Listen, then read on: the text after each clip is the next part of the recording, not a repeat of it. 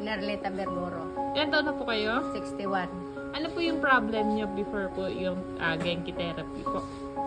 Problema ko po yung paglalakad ko.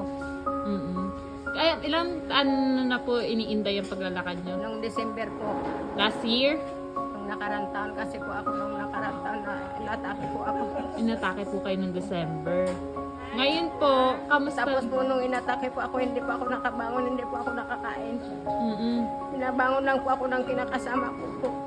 Sabi po sa akin, "Ma, kaya mo yan, bumangon ka hanggat kaya mo." Pinilit ko po bumangon para makaraos pa ako. Ang Panginoon po talaga, marunong po talaga mag-ano sa akin.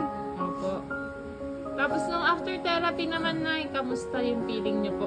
Okay naman po, Nakakalakad na kayo? nakakalakad po ako. Ano po, sulit naman po yung therapy niyo? Opo.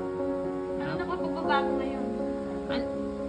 Ang pagbabago po sa akin, ang paglakad ko po kasi dati po hindi ko pa maangat po. Ang paa ko isa ito po, ang kanan ko.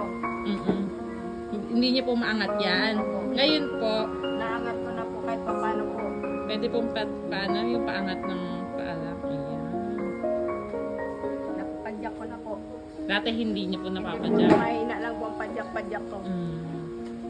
At po, sa Panginoon. Merry Christmas po.